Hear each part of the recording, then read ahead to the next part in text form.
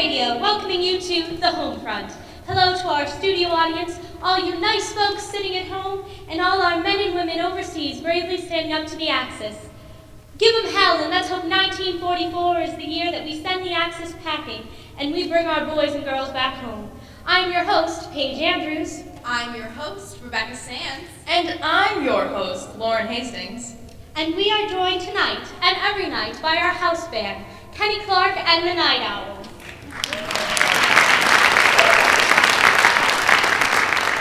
We also have further installments from our three most popular radio shows, The Lone Stranger, Sam Trowell, Private Guy, and our favorite married couple, Ebb and Flo Pettifog in Till Death Us Do Part.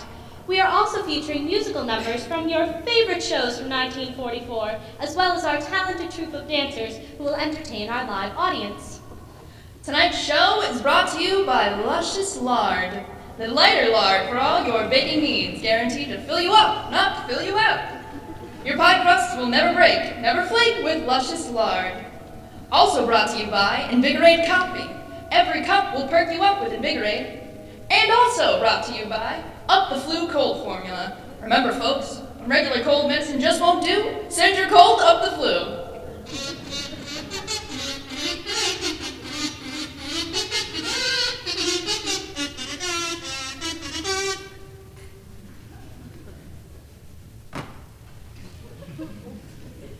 You know what that sound is, folks. WOWL Radio is proud to present another installment of The Lone Stranger and his native settler, Pronto. A blazing horse with the speed of a fairly fast bicycle, a cloudy dust, and a lusty let's get out of here magnesium, The Lone Stranger with his faithful indigenous native settler, Pronto. These heroes of a bygone age are deeply thoughtful and erudite vigilantes who fight against broad and culturally limiting Western stereotypes to wrest justice in the hands of injustice. They are the true heroes of the west of the Pecos, east of the Rio Grande, south of North Dakota, and north of South Dakota. The Lone Stranger and his horse Magnesium, and Pronto on his painted pony Pinto, now set off into the sunset of injustice and into your hearts as the Lone Stranger cries out, "Hey, Magnesium, let's get out of here!"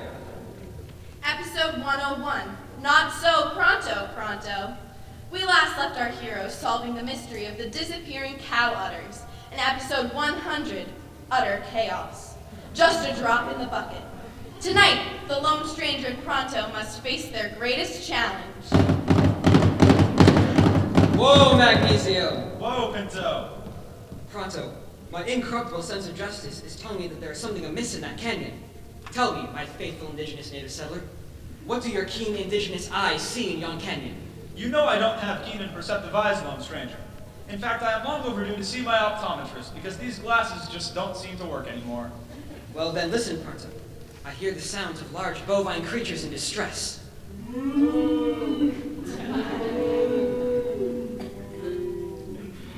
Large bovine creatures? Do you mean cattle, Lone Stranger? If you mean cattle, then say cattle, Lone Stranger. Stop trying to impress me with the fact that you almost graduated from high school. Sorry, Pronto, I'm just trying to elevate you from your humble and limited origins. I received my master's degree in comparative literature and philosophy from Oxford University, Stranger. Oxford? I've never heard of it. Oh, is that the place where they make those fancy button-down shirts? Well then, let's get down to that canyon and see what all the ruckus is about. Hey, Magnesium, let's get out of here. Let's go, Pinto.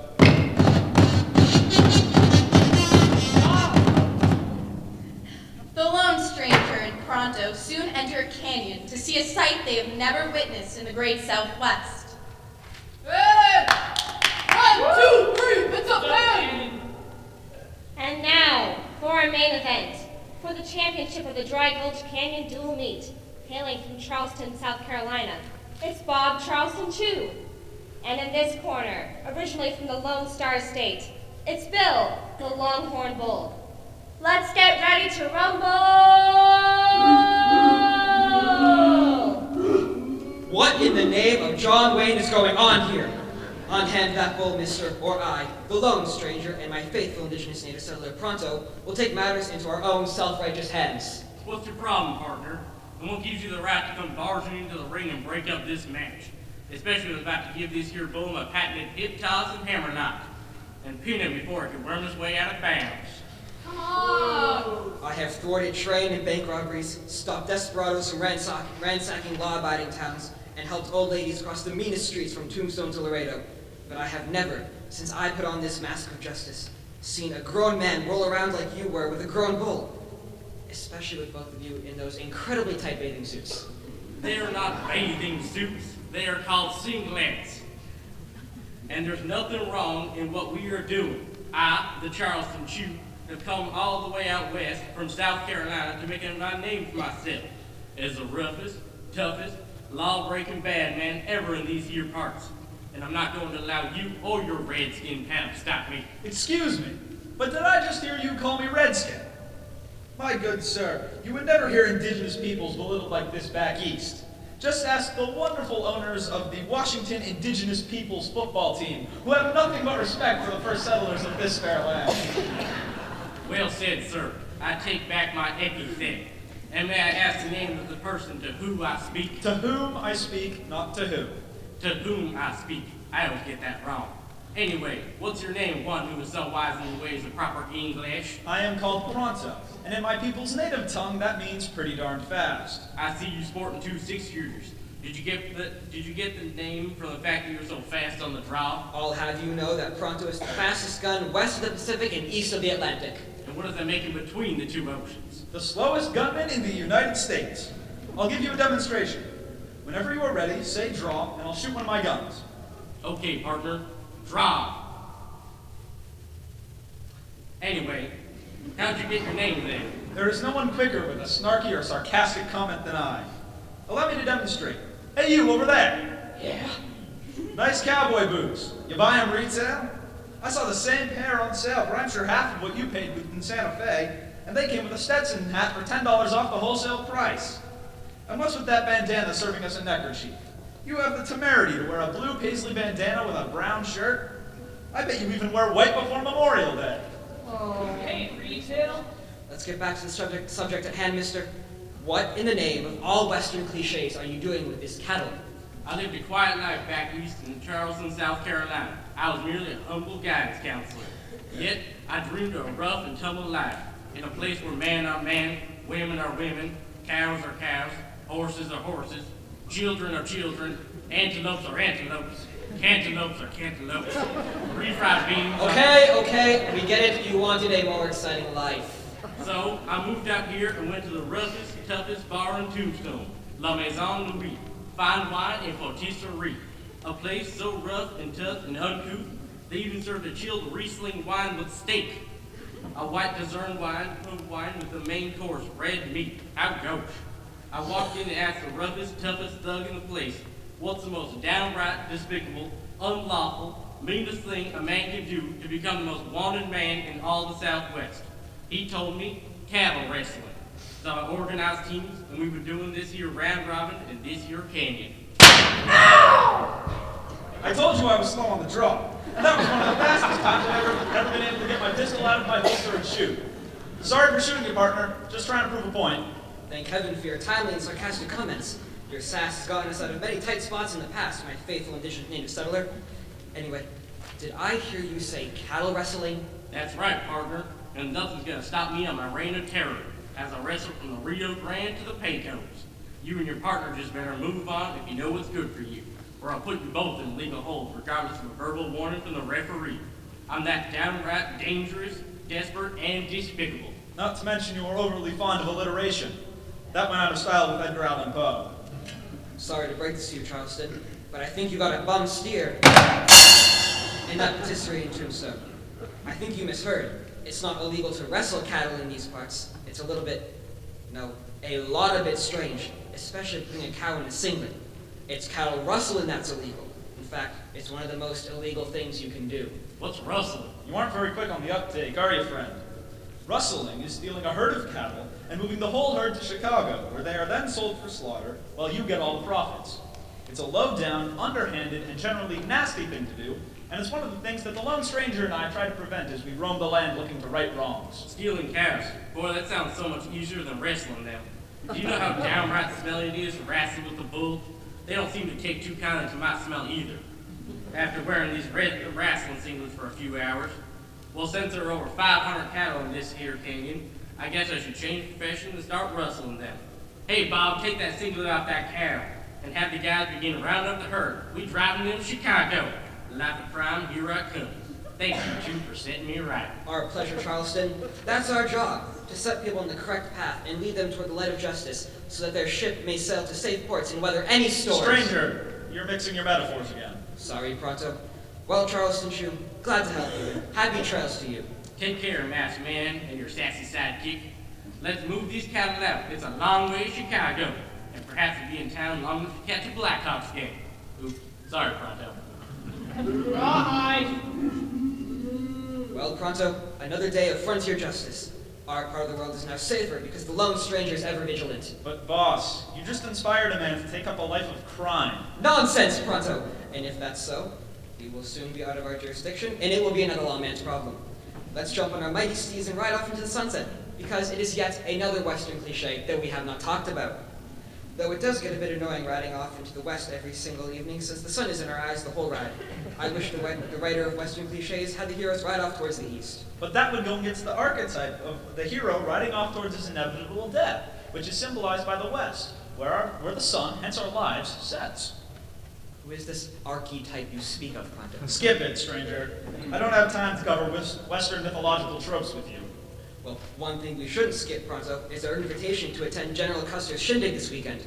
We have to hurry if we're going to make it to General Custer's picnic invite at Little Bighorn. I think I'll take a rain check on Custer's invite. I hear there are some of my relatives who are planning to crash the party. Suit yourself. Hey, Magnesium, let's get out of here! As the sun sets, we bid a fond farewell to the lone stranger and Pronto, and their horses Magnesium and Pinto. Defenders of good, scourges of evil, and overall nice guys. Though Pronto does tend to be a bit sarcastic and supercilious. I heard that.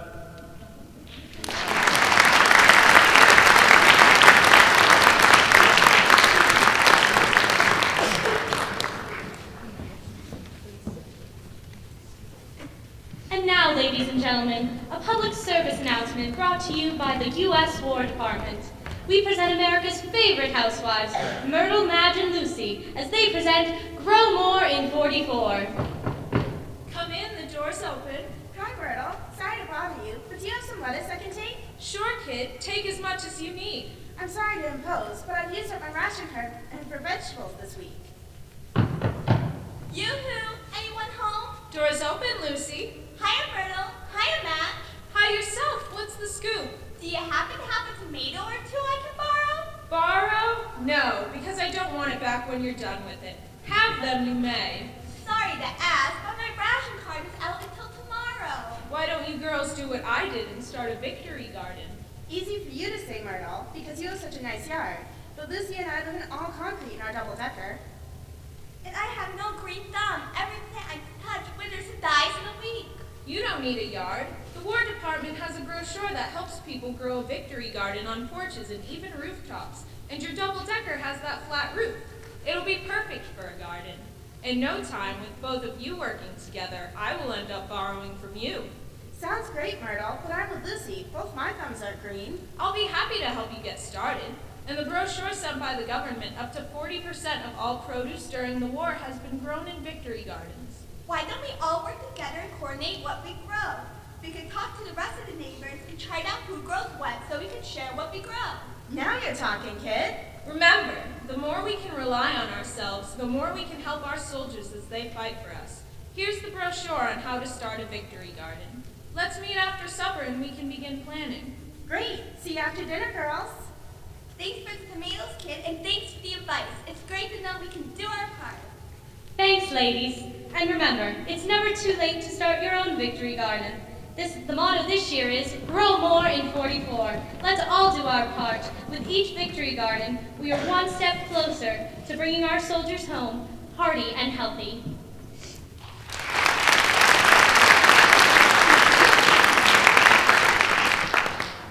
The makers of Invigorate Coffee proudly present another episode in the life of Ebb and Flow, America's most likable, unlikely married couple, with their neighbors, Tony and Maria Paisano. So grab yourself a cup of Invigorate coffee and sit down and laugh with Ebb and Flow. Remember, folks, every cup of Invigorate will perk you up.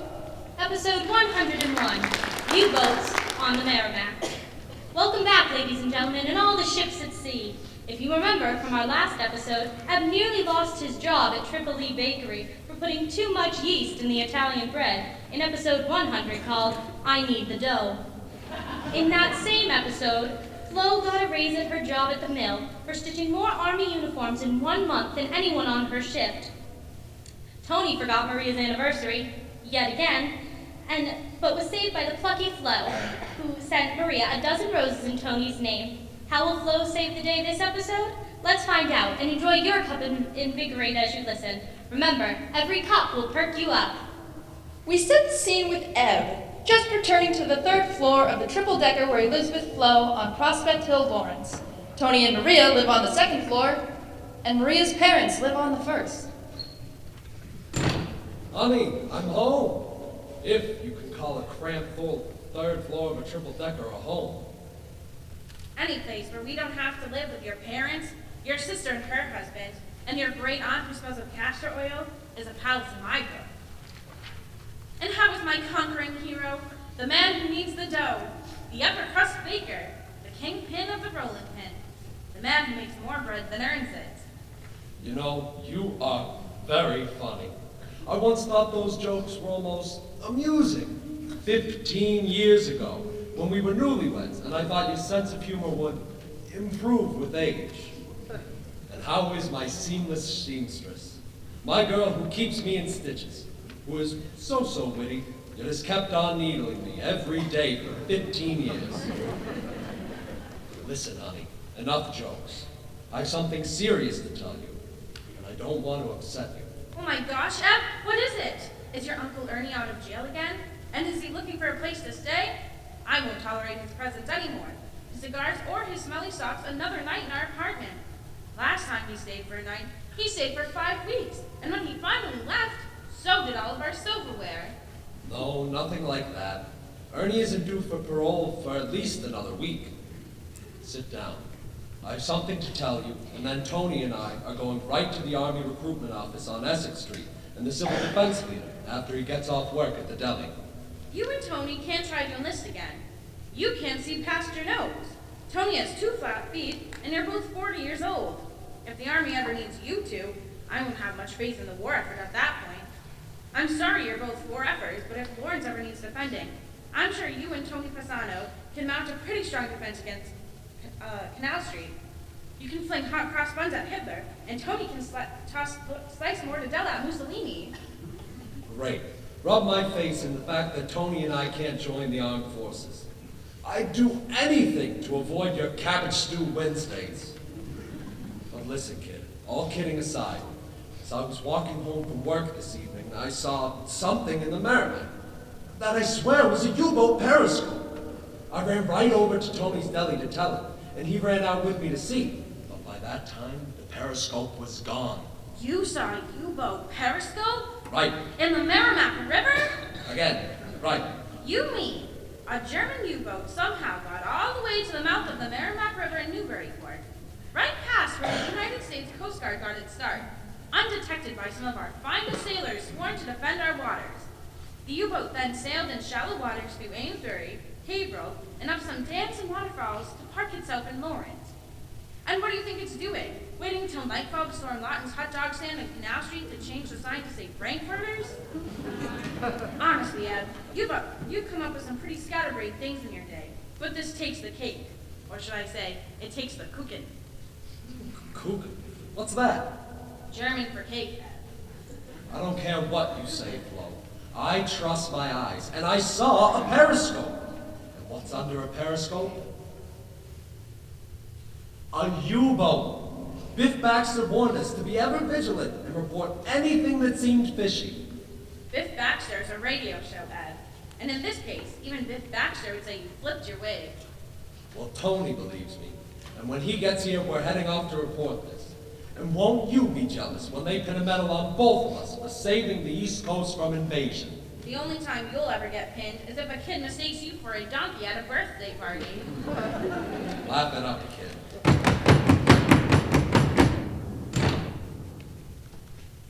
I'm here, Emmy. Tony, welcome to our home. Don't bother knocking. Why should you knock?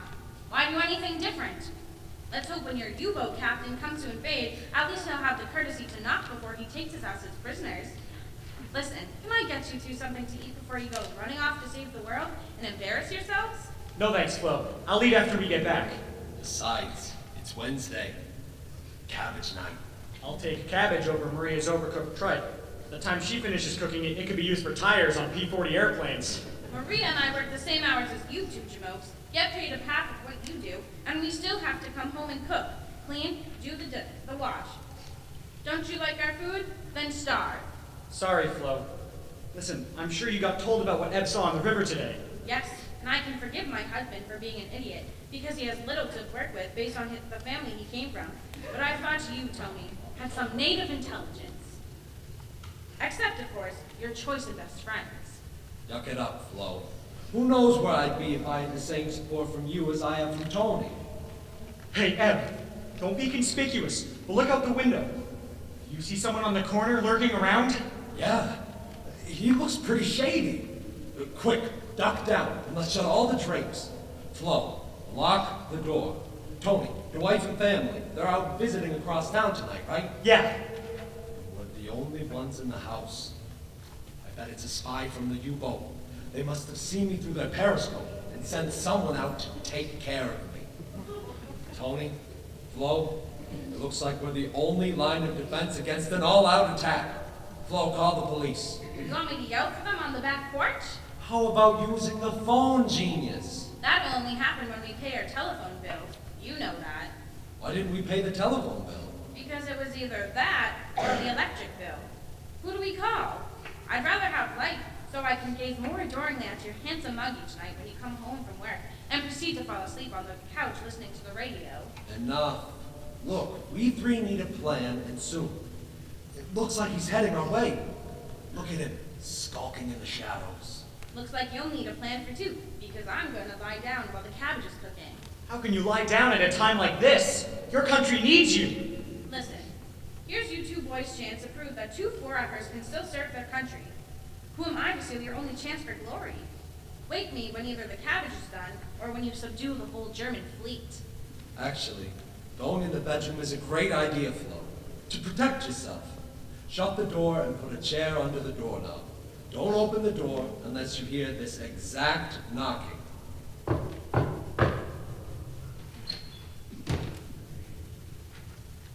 What is it? That's not the code. 3 knocks. That's quite the elaborate code, Eb. I've never heard of someone knock on the door in such an unusual and mysterious manner in all of my life. What a genius! How was I ever so lucky to land an egghead like you? Enough with the sarcasm. Now don't open that door until you hear 3 knocks. 3 knocks or nothing. What if I was the German spy? Then I'd probably have someone interesting to talk to for once.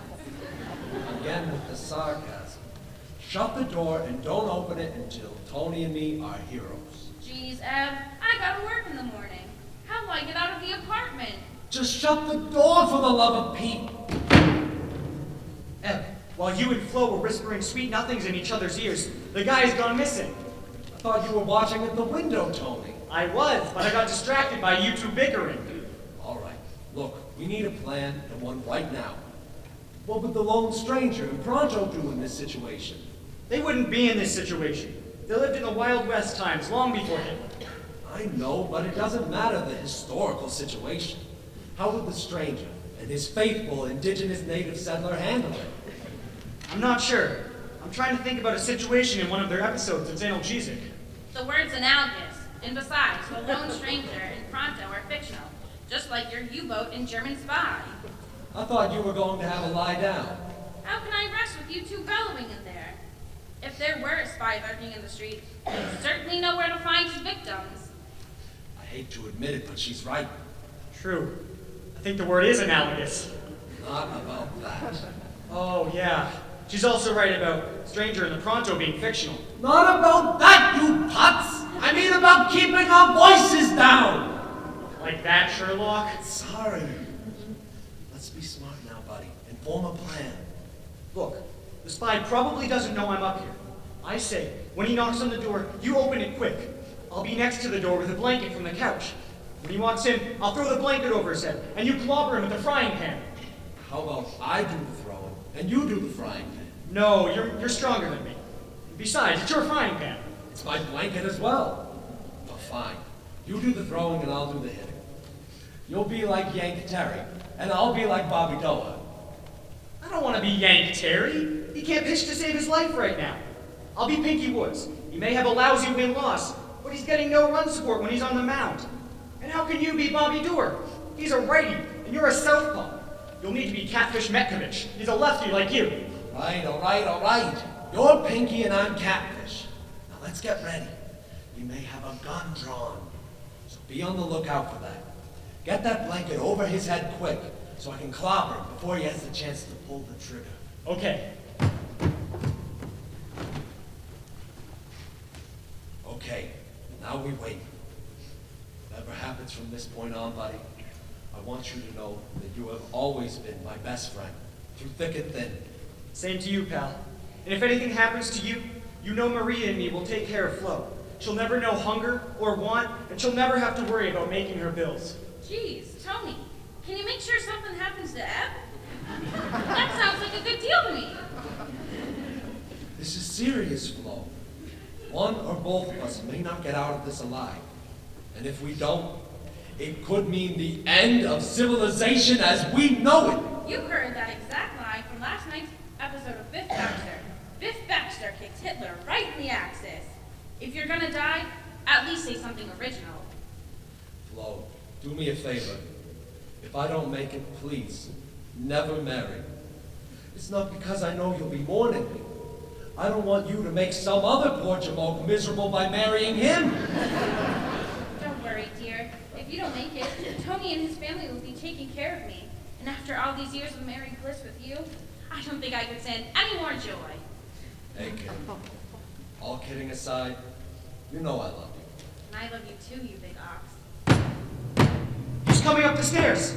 Quick, turn off the lights. My gosh, I've never been so scared in my life. Me either. But we have a duty to our country, Tony. We won't get another chance. So make good with the blanket, and I'll brain him with the pan. Are you ready, Tony? Perhaps we should ask who it is first. What? And give away the element of surprise? It's now or never. Besides, if I wait any longer, I may lose my nerve. Okay, then let's get this over with. We did it, Em! We stopped a German spy! We're heroes! Flo, come out and see what we did. You haven't knocked. How do I know you're not the German spy who must learn to talk like my big beluga husband to lure me out and take me as a hostage on his U-boat that parked in the Merrimack River on Canal Street in 10-foot deep water? Okay. Haven't you taken the blanket off the poor sap you just brained? Who knows what lawsuit awaits us? It's probably a bill collector. Very funny. Okay, Tony, pull off the blanket. Let's get a good look at our prisoner of war. Funny, but this guy looks a lot like your Uncle Ernie. Right? He does look like Uncle Ernie. That is because it is your Uncle Ernie. Look, I know I borrowed your silverware last time I was here. I'm sorry I did that.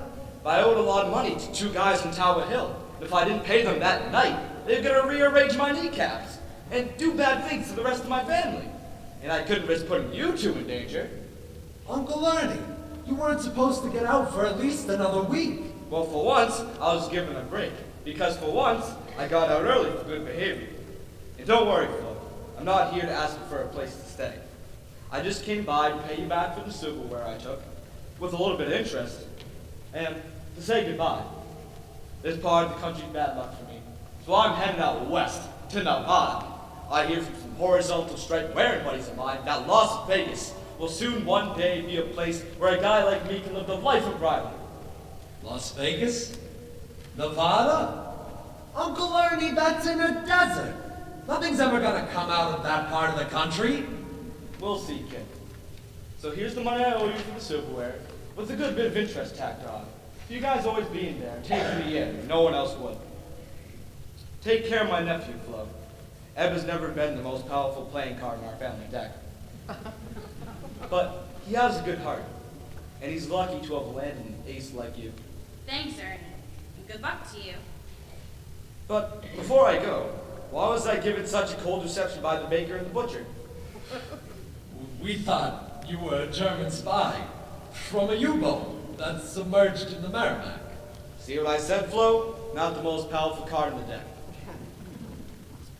Goodbye, kids. I'm gonna take this up on my head and head out. Thanks for always being there for me. See you in the funny papers. Well, you two, have you had enough adventure for one evening? You're right, Flo. I must have been out of my brain to think I saw a periscope from a U-boat in the Merrimack. And to make it up to you and Tony, I was about to skip the cabbage for one night and get some dogs from Loudon's. Sounds good to me. Come on, my heroes, let's celebrate. I love you, baby. Right back at you, kid. Beep, beep, beep, beep, beep, beep, beep, beep, beep, beep. Euler to U-boat, Captain. Euler to U-boat, Captain. Come in, Captain. Reporting in. There's no need to worry about the civilian who saw our periscope. He is a dunderhead, and there is no need to take care of him. I am reporting back to the U-boat now. Herr Dankeschweinhund, you're just reported in on an open frequency that is being monitored by the American Coast Guard. There is no way we are going to be able to get to open sea. Our course is lost. That dunderhead you are sent to take care of is now going to be a hero. And that, ladies and gentlemen, is just another typical day in the life of America's most likable, unlikely married couple. Tune in next week for another episode of Till Death Us Do Part, the married bliss of Eb and Flo Pettifog. And now, a word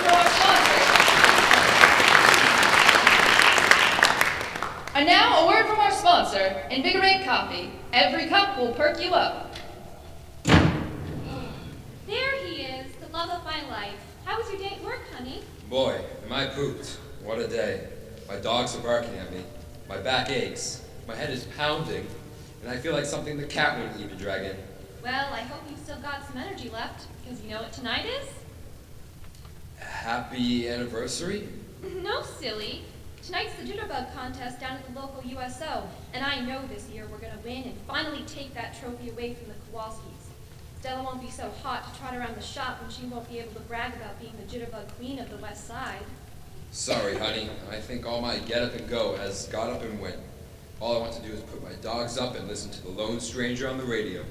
We'll get the Kowalskis next year. I promise. But this is the fourth night in a row we've canceled on something, because every night you turn into a bicycle. A bicycle? Yes. You become too tired. Hardy har har. I'm serious, honey. Last night we let our bowling team down. The night before we didn't go roller skating at the rec center. And the night before that we skipped out on volunteering at the scrap metal drive for the war effort. How do you get all this energy? You work a full shift at the munitions plant just like me, and every night your engines are revving faster than a P-40. What's your secret? It's no secret. It's all contained in this one little cup of Invigorate coffee. Just one cup will perk you up. You know I'm not a coffee drinker. Well, maybe it's high time you've joined the millions of us who've made Invigorate coffee their daily cup of pep. Other coffees may claim they're good to the last drop, but Invigorate won't ever let you drop. It'll keep you up and allow you to do what needs to get done. So what do you say, Mr. Fred Astaire? How about you and me get out there and show the Kowalskis how to jitterbug? Drink this cup of Invigorate.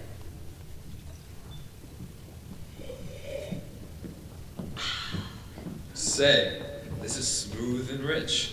I can feel my energy coming back like a bolt of electricity. What did I tell you? Every cup will perk you up. Wow, I'm sold. Let me finish this cup of delicious coffee while you put on your dancing shoes. Watch out, Kowalskis. Stanley and Stella won't know what hit them as we dance ourselves to glory tonight. Now you're talking. Has the daily grind begun to grind you down? Has fatigue begun to turn your smile to a frown?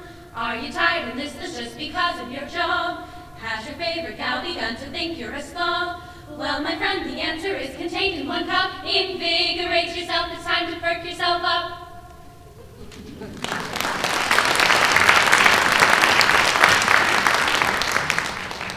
That's right, friends. Invigorate Coffee. perfect blend of rich flavor, smooth aroma, and a powerful punch to help you keep on going. 1 cup will perk you up. And to calm yourself down at night, don't forget our brand of fine teas, including serendipity, capability, sobriety, and our patented late night relaxer, Serenity. Get Serenity now wherever Invigorate coffee is sold.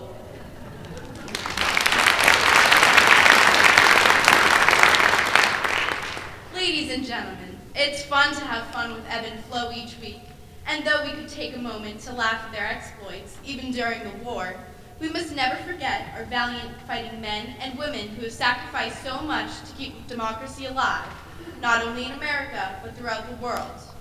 Tonight, we bring you another installment of War Diaries, with an episode called If You Get This Letter, Correspondence from D-Day. Just a few months ago, the Allies launched the greatest offensive of the war, Operation Overlord, which began June 6th and which ran all the way through July. Through great sacrifice, we now have a foot in France and we are chastening Germany back to their borders. Allied troops from the United Kingdom, America, Canada, Australia, Free Belgium, Free Czechoslovakia, Denmark, Free France, Free Greece, Free Netherlands, New Zealand, Free Norway, and Free Poland fought fiercely with German troops, and when the offensive was over in Normandy, over 425,000 Allied and German troops were killed, wounded, or went missing. Thousands of French civilians were killed. The mind staggers at the thought of nearly 500,000 deaths in so short amount of time, in such a small area considering the whole world. Tonight, we bring to you some of the voices of the Normandy invasion through letters written at the time by both Allied and Axis soldiers. While it is quite appropriate to see Hitler and his twisted cohorts that make up the Nazi Party, we must remember that before the war, many German young men and women were living the same lives as our boys and girls back home, studying at high schools and colleges, learning a trade, engaging in sports, falling in love, and getting married. Many young men and women in Germany were doing their duty to their fatherland and taking on the yoke of responsibility as warriors. We know that when the nightmare of Nazi extremism is eradicated from the world, German men and women not tainted by Nazi propaganda will return to the fold of democracy and once again become world citizens. With this spirit in mind, we will be reading letters sent home from the German soldiers as well. When all the boys and girls come home from war, we must, as the church hymn of old says, remember them for what they have done.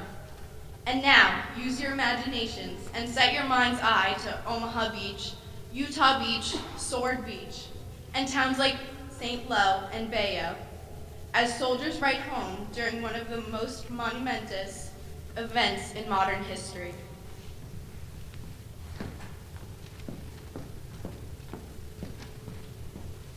Dear Mom, Pop, and family, now that I'm actually here, I see that the chances of my returning to you all are quite slim. Therefore, I want to write this letter while I'm yet able. I want you to know how much I love each of you. You mean everything to me, and it is the realization of your love that gives me the courage to continue. I've always determined to show my appreciation to you by enabling you both to have more of the pleasures of life, but this war has prevented my doing so for the past 3 years. If you receive this letter, I shall be unable to fulfill my desires, for I have requested that this letter be forwarded only in the event that I do not return. You have had many times more your share of illness and deaths in the family. Still, you have continued to exemplify what true parents should. I am sorry to add to your grief, but at all times realize that my thoughts are of you constantly, and that I feel in some small way I am helping to bring this wasteful war to a conclusion. We of the United States have something to fight for. Never more fully have I realized that. There is just no other country with comparable wealth, advancement, or standard of living. The USA is worth the sacrifice. Remember always that I love each of you most fervently, and I am proud of you. Consider Mary, my wife, as having taken my place in the family circle and watch over each other. Second Lieutenant Jack Lundberg, Lead Navigator, U.S. Air Force.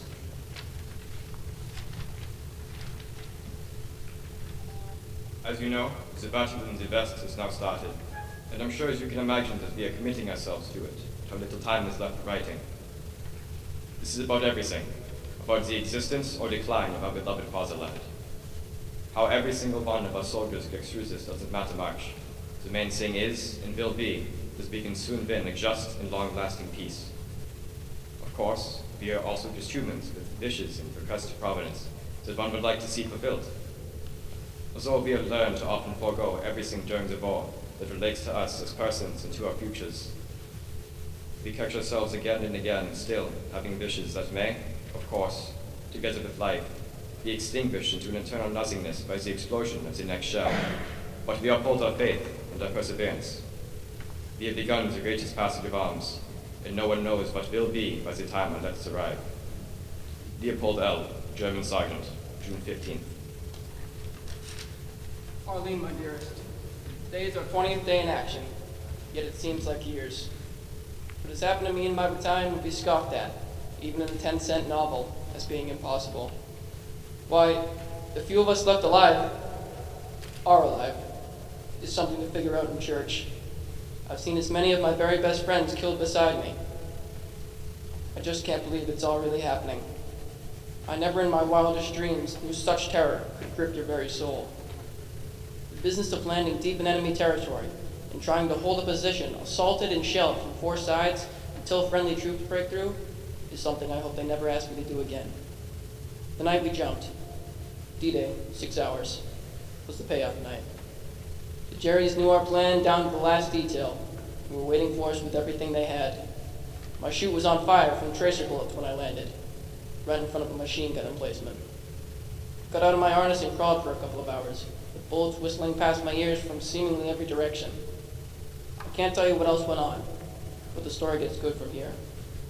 I hope it won't be too long before I can tell you personally all that has happened. Anyway, God alone brought me safely through this far. Of that, I'm sure. My darling, I love you more than life itself. I've realized that many times these last 3 weeks when I thought I was going to be killed, and always the regret of missing seeing and marrying you was topmost in my mind at the time. I think I can say my love for you has been pretty well tested. Goodbye for a while. George. United States Captain George Montgomery.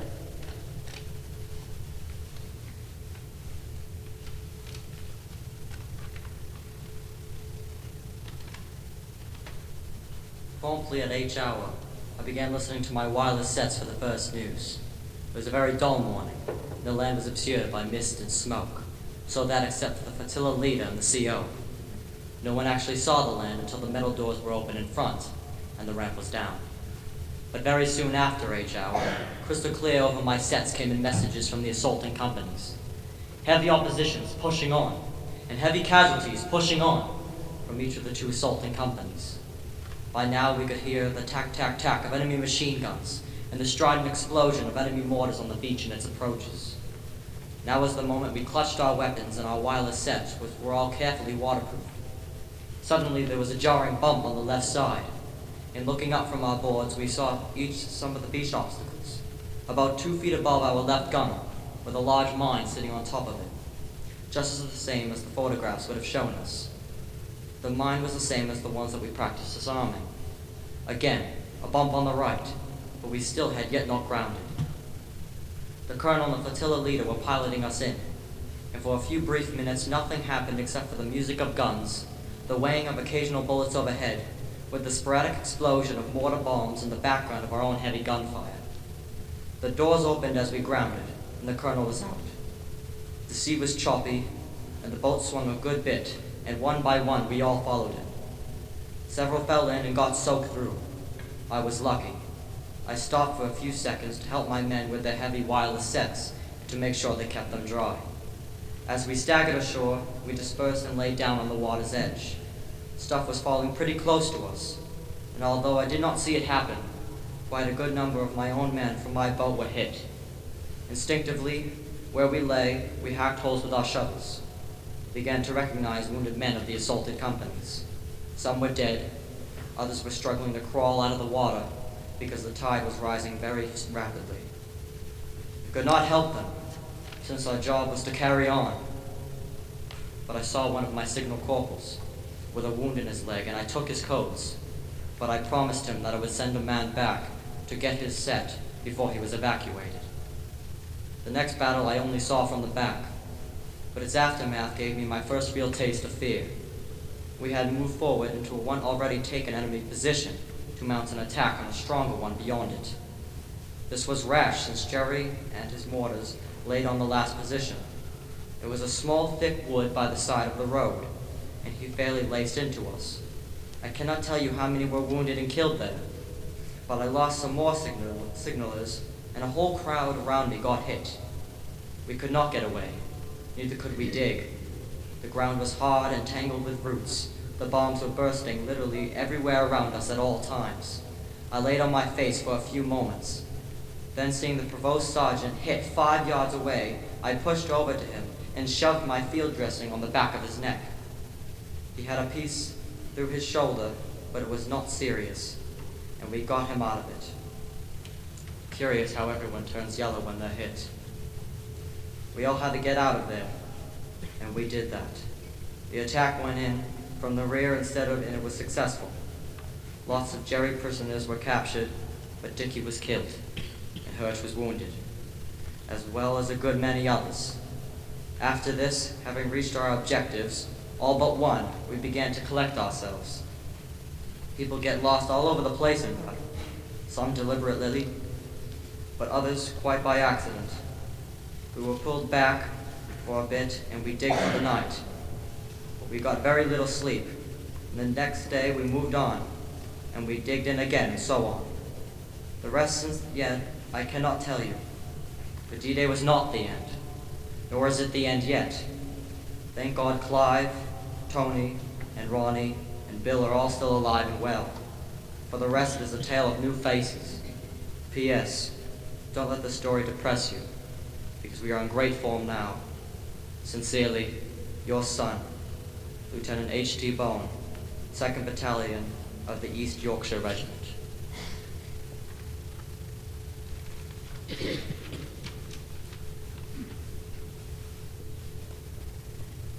Golly, honey, how I've missed you today. All of a sudden there comes this 2-day break with almost nothing to do but unlax and stretch out. A week ago today was D-Day, and these past 7 days have been filled with sights and sounds I'll probably recall always.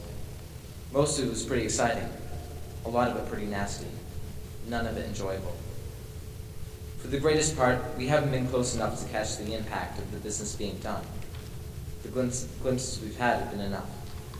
Through it all and leading up to our coming there must have been, looking back now, a certain growing tension in all of us. There was nothing spectacular or dramatic about it that I can recall. You were hardly aware of it, but there must have been a great deal of self-searching.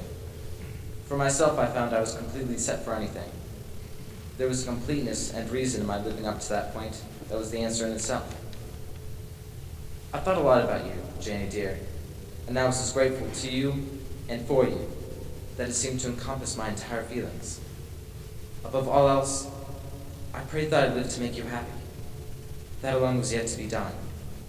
I wanted to live, darling. Living has always been like a new toy for me, and I want to live for you and with you.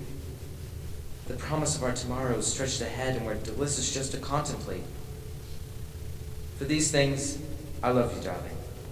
Every hope and prayer for the future is ours. Every agony and desperation of the now is for us. Twice as hard, twice as easy, a million times as wonderful as anything that's ever been done on this earth. Hold tight to our faith, Jenny. Live for us. Honey, I love you something wonderful. All I want is a chance to show it. Good night, my angel wife. I love you, darling. Tracy A. Sugarman, U.S. Navy Lieutenant.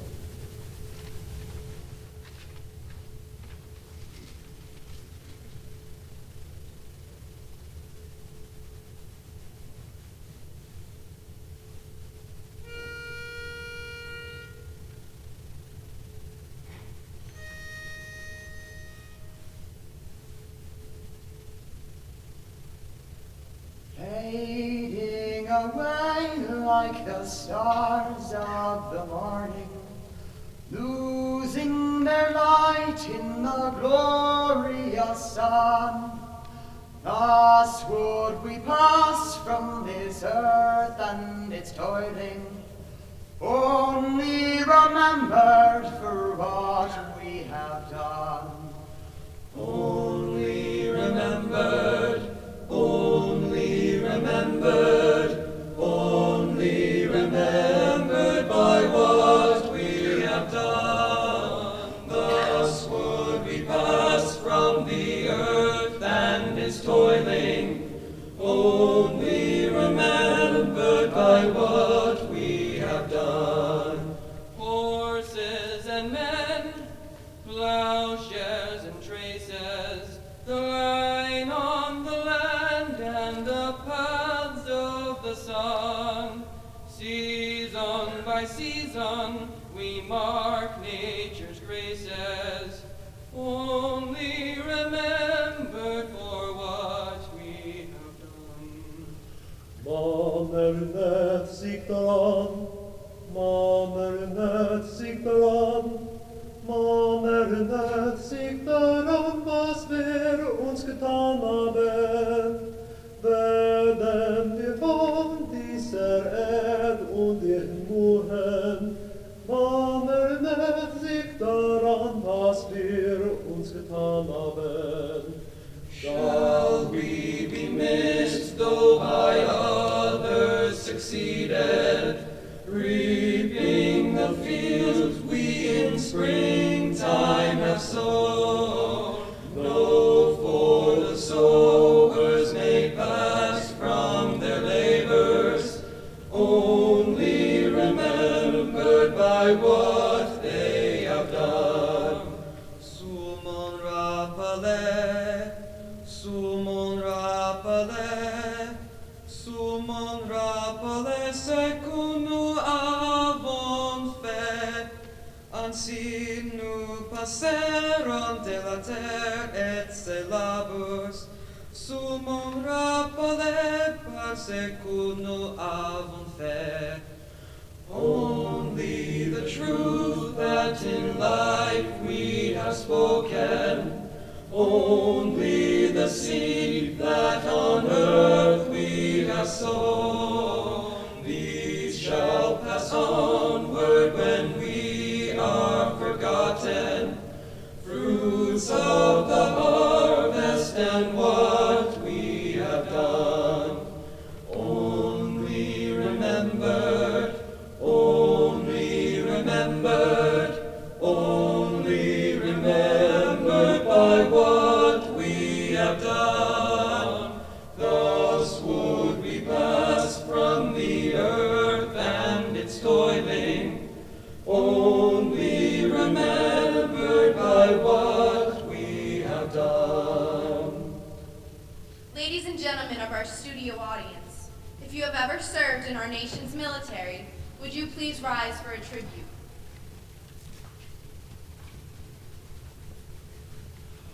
Our nation's true heroes, this band of brothers, in time of need they did answer the call, risking their lives for the future of others. United they stood for the welfare of all. Only remembered, only remembered, only remembered by what we have done. Thus would we pass from the earth and its toiling, only remembered by what we have done.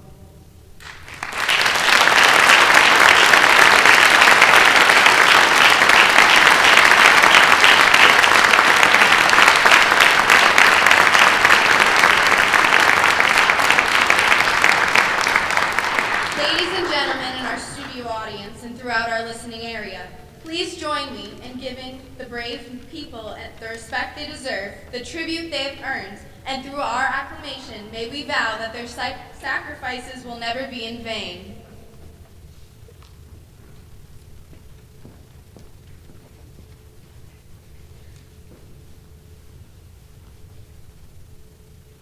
Ladies and gentlemen, Let us take another moment to remember that crucial day, June 6, 1944.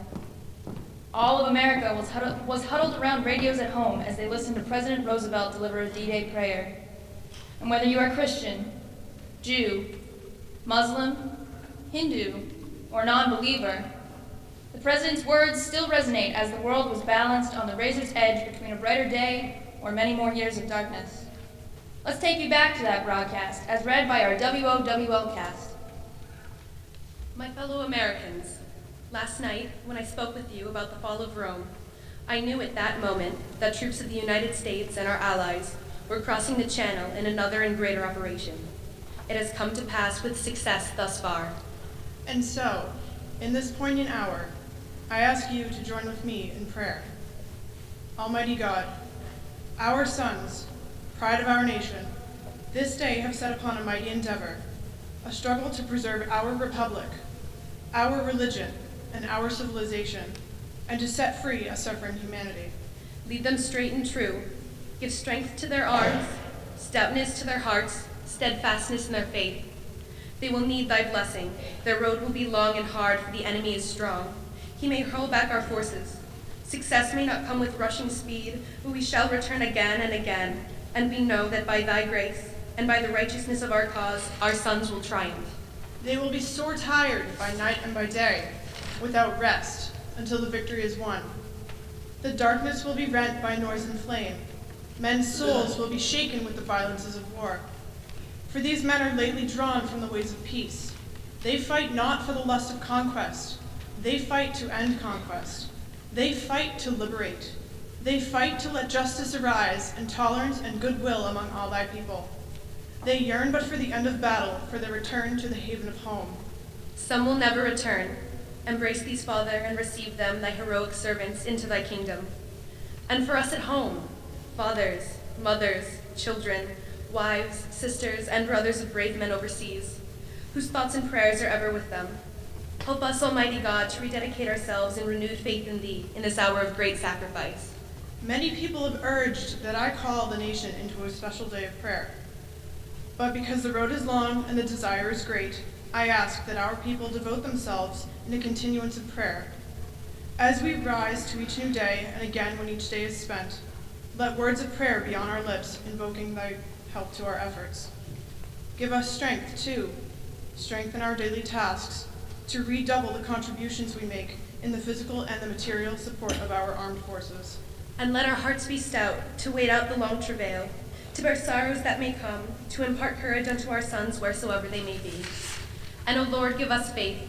Give us faith in thee, faith in our sons, faith in each other, faith in our united crusade. Let not the keenness of our spirits ever be dulled. Let not the impacts of temporary events, of temporal matters, of but fleeting moments, let not these deter us in our unconquerable purpose. With thy blessing, we shall prevail over the unholy forces of our enemy.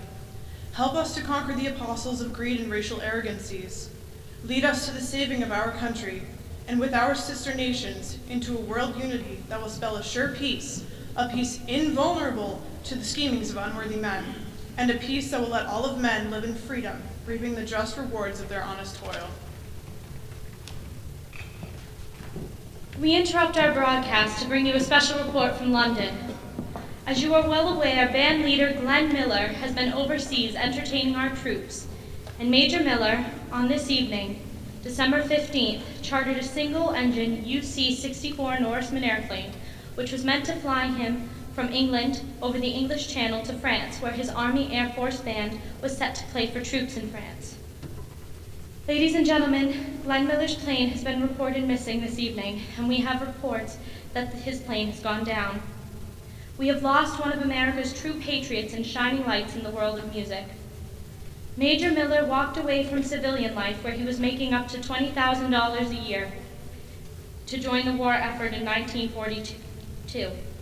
Mr. Miller was too old to be drafted, and even though the Navy told him they did not need his services as a volunteer, he was undaunted. Mr. Miller then wrote to Army Brigadier General Charles Young and convinced him to place him in charge of a modernized Army band.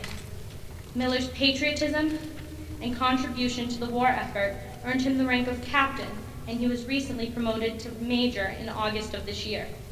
With his Army Air Force band, the Rhythmaires, a 15-piece dance band, Major Miller not only entertained the troops overseas, he reminded them of home and what each man and woman was fighting for. Ladies and gentlemen, this is a painful reminder of the price of war and the sacrifice men like Major Miller were willing to make to bring freedom back in the world of dark times.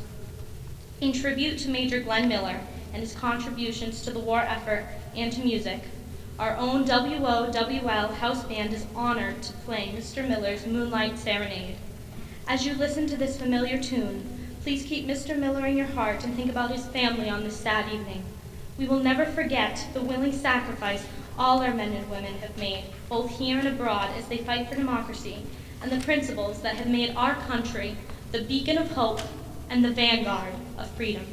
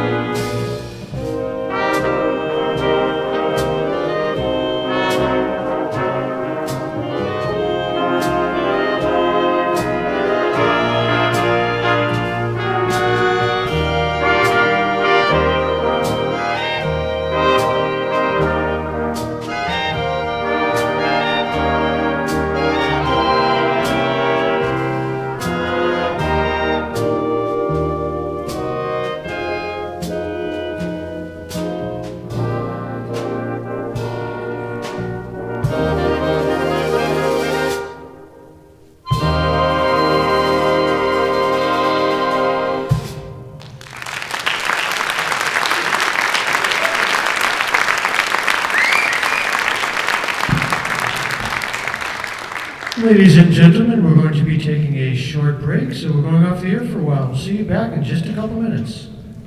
Sugar from you. I know it'll be a while before we can get our next sugar ration, and I'll really owe you, but Harry's birthday is coming up tomorrow, and I want to surprise him by baking him his favorite pie. With rations, I've been saving up ingredients for weeks, and I know a pie will really be a sight for his sore eyes. Sure thing, neighbor. I can spare some sugar. Lord knows I'll never make a pie again. The last time I made one, Charlie and the boys only ate it out of politeness. I don't know, Margie. Whenever I try to make a pie, the crust is flaky, brittle, and sits in our stomachs like a submarine depth charge. You must be using the wrong kind of lard. What's the difference? Lard is lard. Not when you're cooking with luscious lard. It's so much lighter than all other competitors. As they say, with luscious lard, the fat stays in the can and not on yours. Is that why your pies are the talk of the neighborhood? Your crusts are so wonderful, light and crispy. You said it, kiddo. With luscious lard, I am a member of the upper crust when it comes to crusts. I'll tell you what. You bring over the luscious lard, and I'll be happy to share some of my sugar with you. I think I'll surprise the family as well with my own baking creation. It's time for me to bake my way back into the hearts of my family through their stomachs. Now you're cooking with gas, kiddo. You're right back in a flash with the luscious lard. That's right, ladies. Make every cooking experience one you and your family will remember by using luscious lard, the shortening in the bright blue can. It's the lightest lard, and the makers of luscious lard promise that you'll keep more fat in the can than on your can. Don't forget, ladies, bring your fat cans down to the neighborhood butcher shop for the war effort. Sorry for that. I meant to say, ladies, bring your cans of fat down to the neighborhood butcher shop for the war effort. Every job you bring to the butchers, the War Production Board has told us is used for making explosives. Glycerin, made from waste fats and greases, is one of the most critical materials needed for the war effort. 3 pounds of fat could provide enough glycerin to make a pound of gunpowder. Nearly 350 pounds of fat is needed to fire 1 shell from a 12-inch naval gun. So ladies, be hometown heroes by bringing your waste fat to the butchers, and let's all work together to bring this war to an end. Let's get cooking at home and in Europe with the help from luscious lard.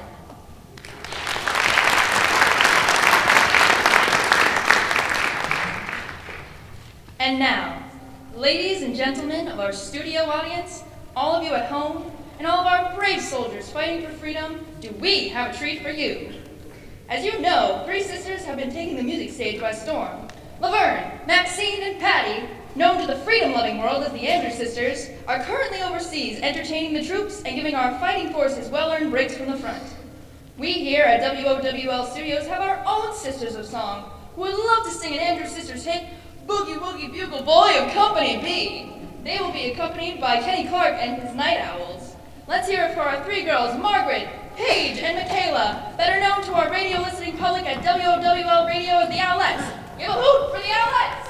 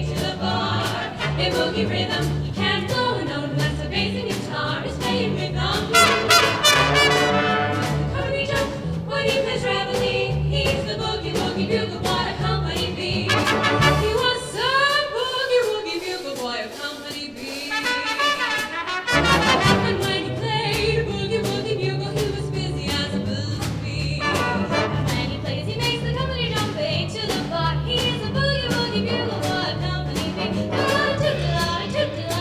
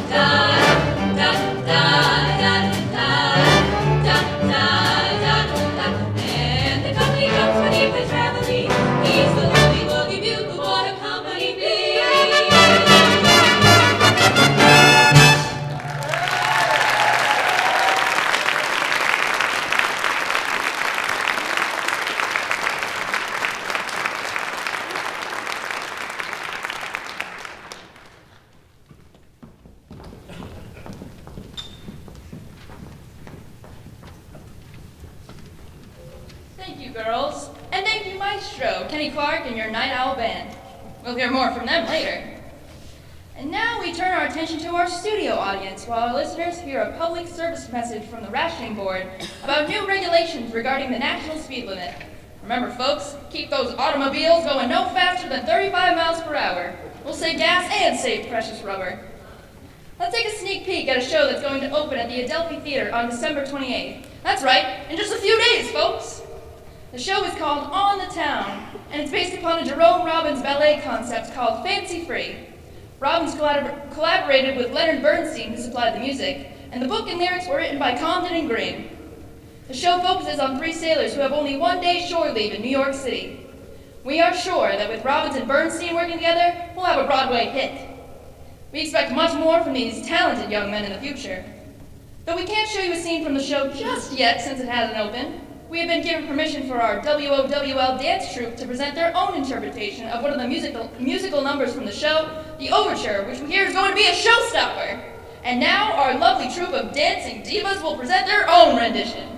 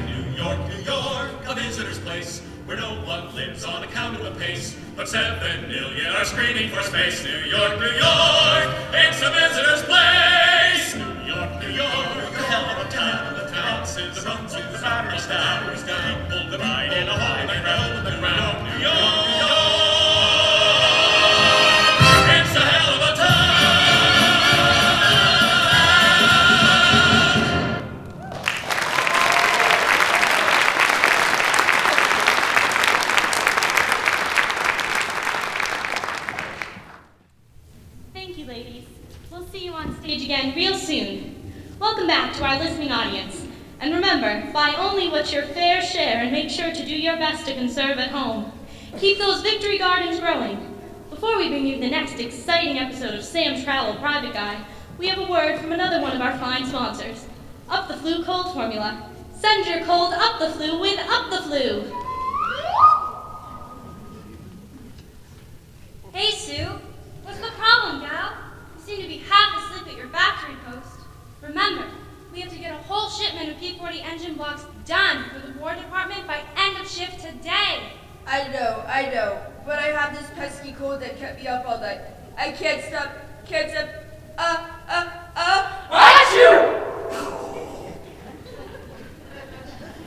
Excuse me, but my cold seems to be getting worse. The war won't stop just because you have a cold, sister. We've got to get these engine blocks ready, and we can't afford any foul outs if they're going to be helping our boys stay flying. I know. I didn't ask to get this cold. Well, have you tried Up the Flu Cold Formula? Just 1 teaspoon during the day will send your cold up the flu. 1 tablespoon at night is just a ticket to help you get a good night's sleep because it has a special, secret formula that will send you to a restful sleep.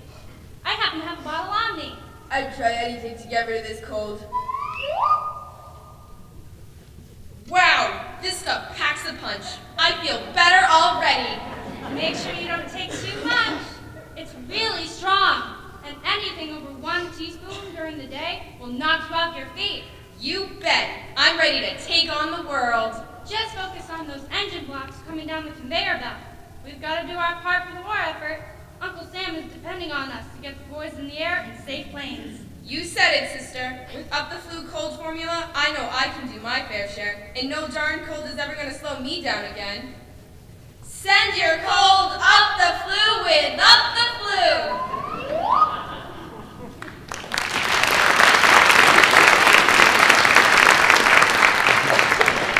That's right, Joe and Sue. Whenever you feel a cold coming on, send it right up the flu with Up the Flu cold formula. Up the Flu is sold at your local pharmacist. Before you get your next cold, get Up the Flu.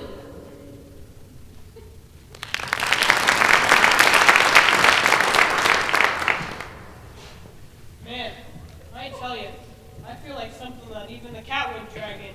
I think I've got a whopper of a cold coming on. My body is aching and my sinuses are backed up like Times Square after a show gets out.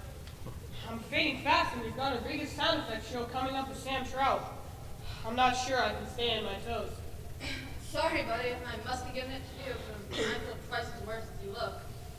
You know, we've got bottles and bottles of Up the Flu cold formula lying around the studio. The company sends us free samples all the time. We even got a couple bottles right here that'll be used for sound effects. What do you say we try some and see if it's as good as they say? It doesn't hurt. I'll try anything. I can't get any worse than how I feel now. How much are we supposed to take? I don't know. These bottles don't have labels on them, but they're pretty small, so I'd say they're for one-time use only. Sounds possible. Well, we've got a tough sound effects show coming up, so we've got to be at our best. Let's each drink a bottle and see what happens.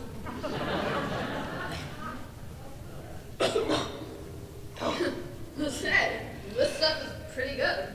Yeah, it really packs a punch. If this wasn't medicine, I swear, it has a ton of alcohol in it. I don't know though, I don't touch the stuff myself. Me either. I'm a teetotaler. Well, whatever's in it, it sure tastes good. Let's drink another bottle and make the lost crowd. What a great idea!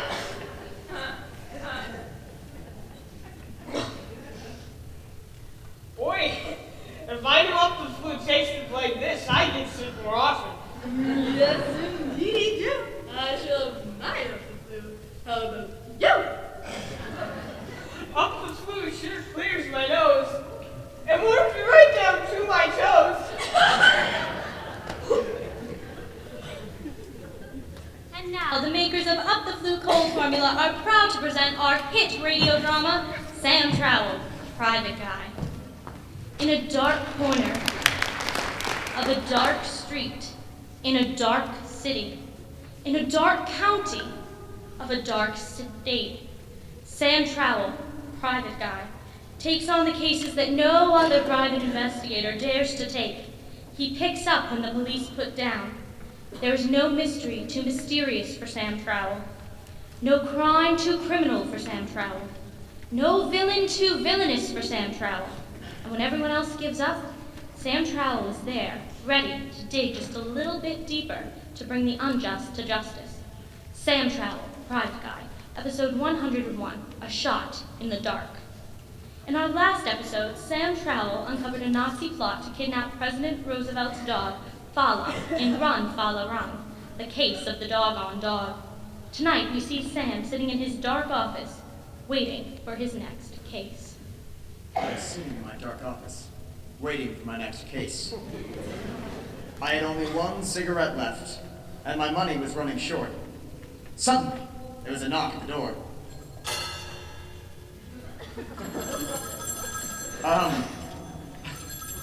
I forgot that I had a doorbell installed yesterday, and I wasn't used to hearing it instead of the knock.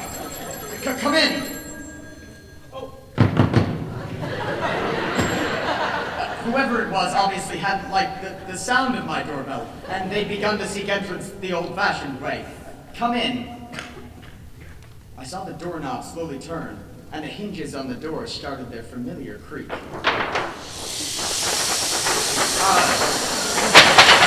of course,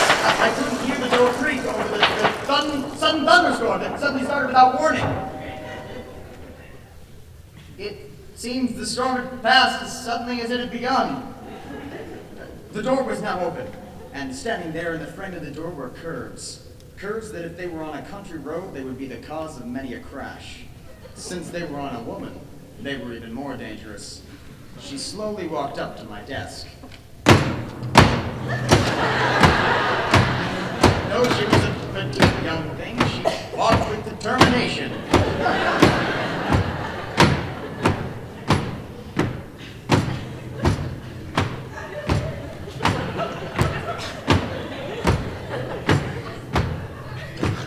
Golly, it was amazing how big my office was. I guess I should move my desk back closer to the office door. But the added space gives me so much more time to figure out the situation. When she finally got to my desk, I knew she spelled trouble. T-R-O-U-B-L-E.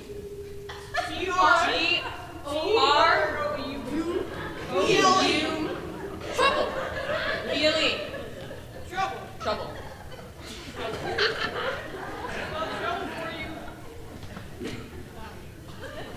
Hello there. Sorry. When I'm nervous, I have a habit of spelling out trouble in multiple people's voices. It calms my nerves. You have to help me, Mr. Trowell. My sister, Sue LaRue, has gone missing. And I received a ransom note saying that if I didn't deposit $1 million in a Swiss bank account by tomorrow morning, they'd be sending my sister back one piece.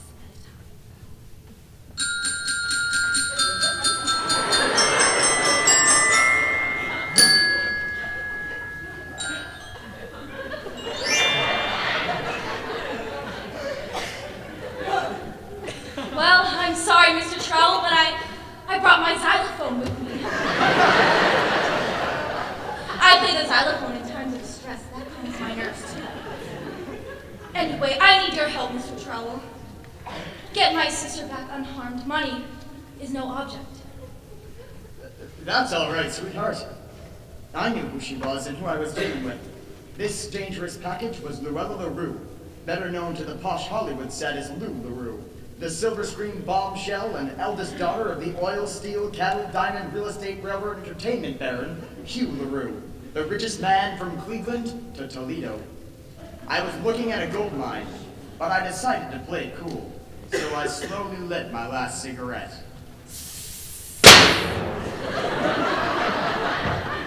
That's the last time I buy a pack of cigarettes from a guy dressed up in a clown suit. I gave the gal one last lingering look as I calmly extinguished the flames on the brim of my fedora. Sure, doll, I said. I'll take the case, but I won't be cheap. And who knows, if you play your cards right, we may even be able to make beautiful music together, if you know what I mean. Sure, I know what you mean when you say make beautiful music.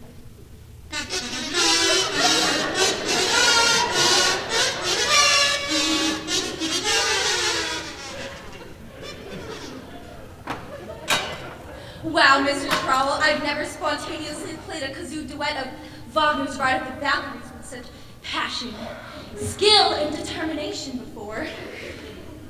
You get my sister back unharmed, and I think there may be a me in your future. Her kazoo skills were pretty good. Darned good, in fact. But she should really take a few more lessons in counterpoint with a kazoo virtuoso. Yet I'd forgive an occasional half-note faux pas from someone so lovely and stinking rich. This could be my lucky day, but I knew I had my work cut out for me. Such a high-profile kidnapping could only be done by the notorious Sturm and Drang gang, the toughest bunch of lowlifes ever skulked through the gutters of our once fair city. We'd been playing cat and mouse for years, but I knew I had to get Sue LaRue back to her sister, and her sister close to my side. I decided to hit the streets and knock on some doors of shady establishments to see if I could get some clues as to the gang's hideout. Perhaps I'd get lucky, but I'm not known for my luck. It is now midnight, as we can tell by the tolling of the clock at the venerable St. Pat McPatrick's Church.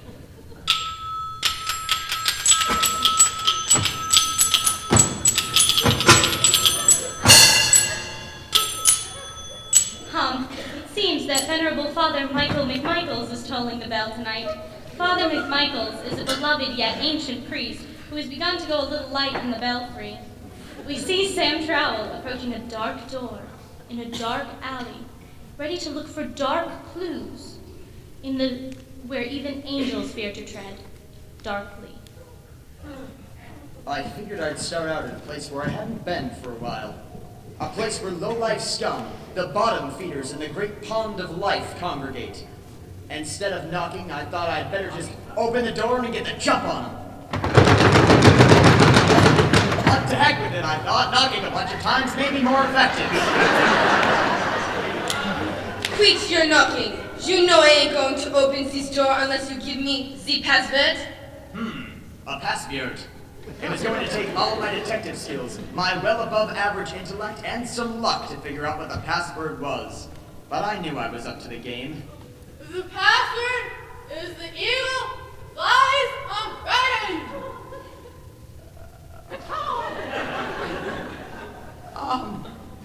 I trusted my intuition and the little voice inside my head that was screaming out to me, so I said, the eagle flies on Friday. My intuition was right, and the door opened. Welcome, fellow scoundrel, to the Strom und Drang Gang hideout. If you is seeking employment visa gang, you may pick up an application on the desk. But if you is a lousy, stinking corporate detective, you better start saying your prayers, because you're about to meet your maker. And I can tell you're not here for employment. Welcome to the Strom und Drang Gang headquarters. Mr. Trow, say hello to my little friend. Hey, how you doing? You know, I thought he was going to pull a gun on me, but instead, out from behind him stepped a little man, known to the underworld and to us detectives as Tyrone Bannister, the most notorious member of the Lollipop Guild. Don't let the name fool you. The guild were not to be reckoned with on a good day, and especially not in this underground den of iniquity and the underground hideouts to the Sturm and Drang Gang. Well, child, you finally found our secret hideout. Allow me to introduce myself. I am Johanna Amadeus Ludwig von Strauss de Zweit, notorious leader of the Sturm und Drang Gang. You must be here to try to rescue Miss LaRue. You know that's not going to happen. All that's going to happen now is in about 3 seconds, you'll be wishing you were somewhere else as you stare down the barrel of Luger. Von Strauss took out a rather nasty-looking Luger. Well, Tyrone pulled out a gun that was half the size of his little body. They got the jump on me, and I figured this was it. Well, at least on the bright side, my landlady wasn't going to get my 3 months overdue rent money now. But that was a pretty thin silver lining on a very dark cloud. I've been waiting for this moment for a long time, Chow. Say goodbye.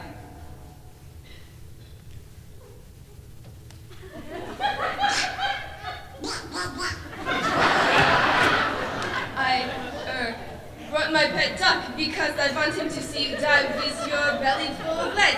My duck hates you almost as much as me. Now, I'm really going to let you have it. Take that!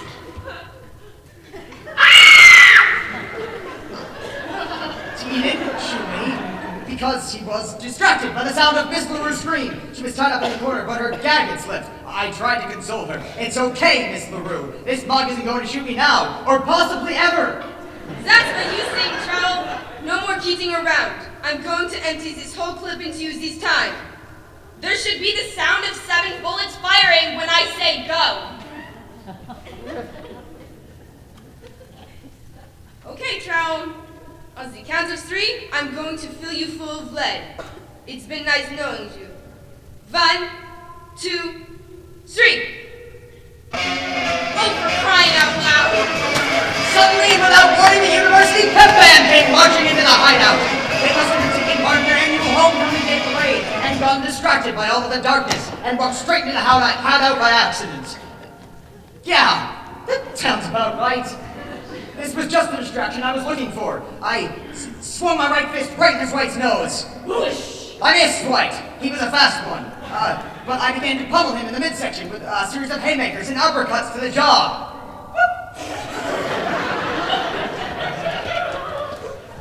That's when I realized that this notorious mobster was ticklish, so I really lit into him. she dropped the gun to the floor. The gun went off as it hit the floor. Thank goodness she never shot me with that gun. They packed a punch. It down the dock and took out Tyrone. Enough, Chow. I give up. I can't stand being tickled. It looks like you win again. I tied up Dwight and went over to Miss LaRue and untied her. She was just as beautiful as her sister. She said to me, "Hey, Mr. Trowell, you saved the gun." For a petite young thing, she had the voice of a dock worker. I returned Miss LaRue to her family and went back to my office.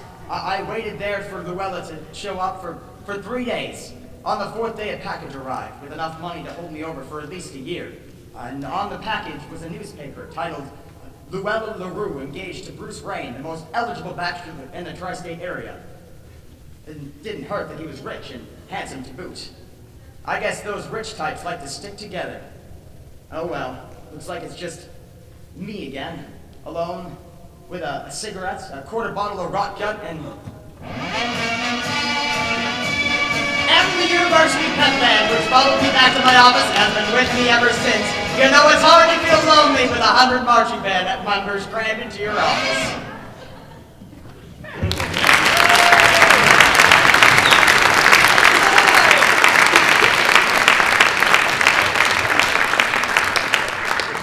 That was episode 101 of Sam Trowell, Private Guy.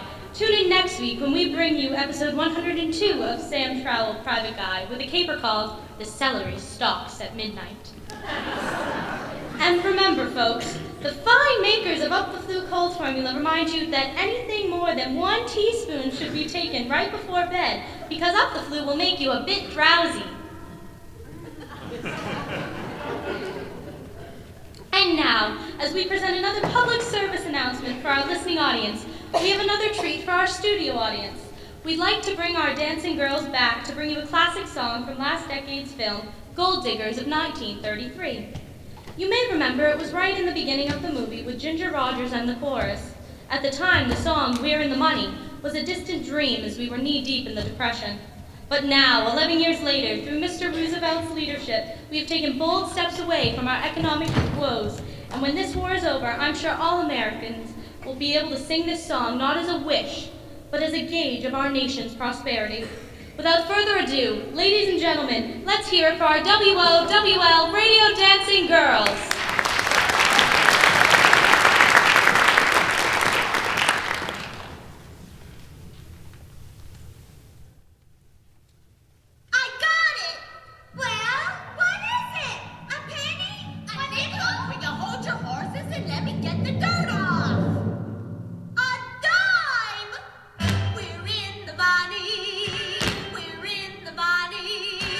We got a lot of what it takes to get along.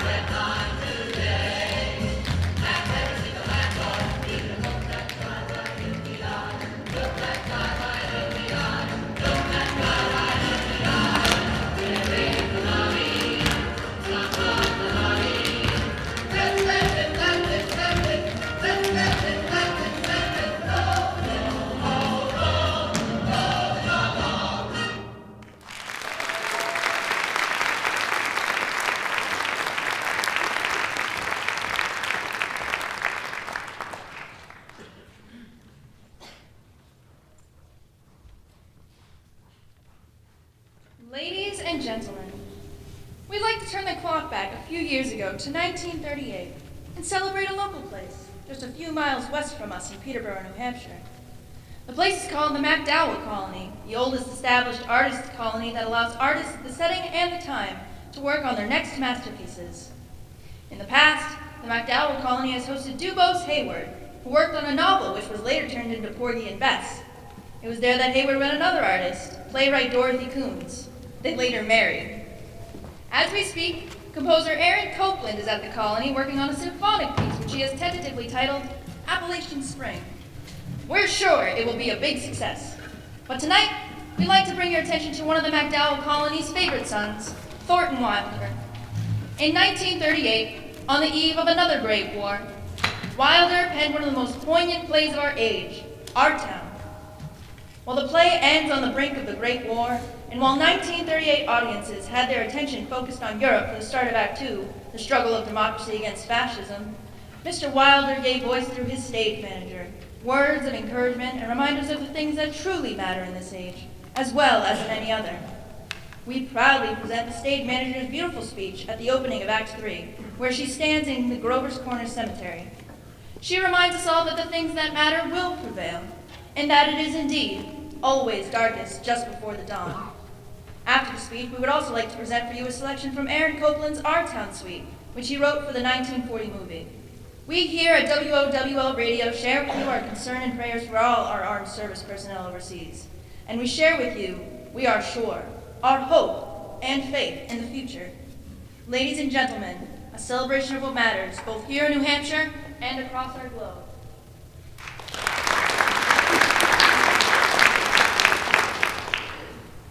Gradual changes in Grover's Corners. Horses are getting rarer. Farmers are coming into town on Fords. Everybody locks their houses now at night. Ain't been any burglars in town yet, but everybody's heard about them. You'd be surprised, though. On the whole, things don't change much around here. This is certainly an important part of Grover's Corners. It's on a hilltop, a windy hilltop. Lots of sky, lots of clouds, often lots of sun and moon and stars. You come up on a fine afternoon, you could see range on range of hills. Awful blue they are up by Lake Sunapee and Lake Winnipesaukee. And way up, you got a glass. You can see the White Mountains and Mount Washington, up where North Conway and Conway is. And of course, our favorite mountain, Mount Monadnock. It's right over there, and all the towns around it. Jaffrey, East Jaffrey, Peterborough, and Dublin. There, quite a ways down, is Grover's Corners. Yes, beautiful spot up here. Mountain laurels and lilacs. I often wonder why people want to be buried in places like Woodlawn and Brooklyn when they might pass the same time up here in New Hampshire. Over there are the old stones, 1670, 1680. Strong-minded people came a long way to be independent. Summer people walk around, laughing at the funny words on the tombstones. They don't do any harm. And genealogists come all the way up from Boston, gave pay by city people for looking for their ancestors. They want to make sure that they're the daughters of the American Revolution and of the Mayflower. Well, I guess that don't do any harm either. Whenever you come across the human race, there's always layers and layers of nonsense. Over there are the Civil War veterans, iron flags on their graves.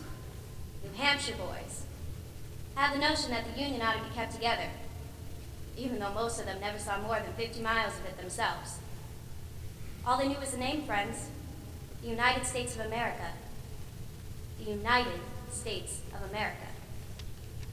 And then they went and died about it. This here is the new part of the cemetery. Yes, an awful lot of sorrow has sort of quieted down up here. People just wild with grief have brought their relatives up to this hill. We all know how it is. And then time, and sunny days, and rainy days, and snow. We're glad they're in a beautiful place, and we're coming up here when our fits are over. Now, there are some things that we all know, but we don't take them out and look at them very often. We all know that something is eternal. It ain't houses, And it ain't names, and it ain't the earth, and it ain't even the stars. We all know deep down in our bones that something is eternal. And that something has to do with human beings.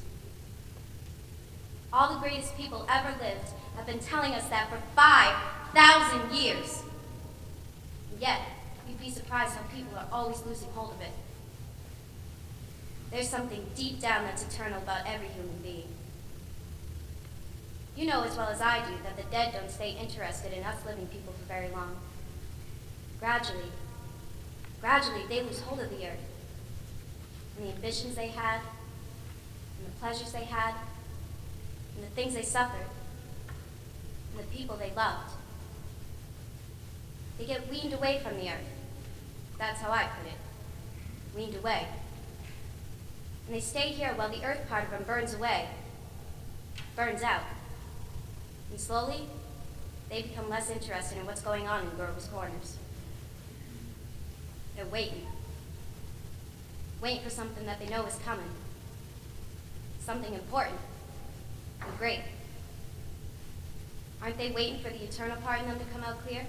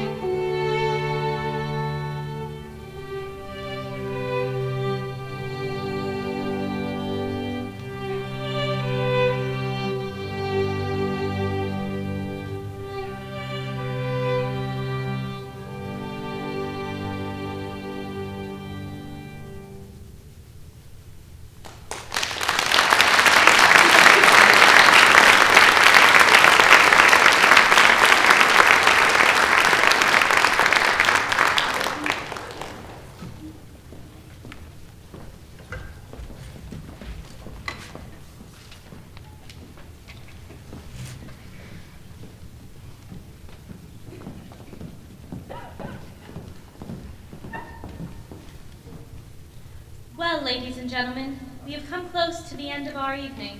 We here at WOWL hope that you have been entertained as well as reminded about the things that truly matter in our world. We would like to leave you with another song, and this goes out to all the brave men and women overseas who are taking to the fight to Hitler's backyard. We can never forget the pluck, the resolve, and the bravery of our English allies who never backed down in the face of overwhelming odds. It was during the Battle of Britain that we saw England's finest hour, and we would like to pay tribute to Mr. Churchill and all of our English friends by singing one of the most poignant songs about hope in the face of despair. Please give a warm welcome to our songstress, Amanda Kennerson, and once again, Penny Clark and the Night Owls, as they perform for you the beautiful Vera Lynn ballad, I'll Be Seeing You.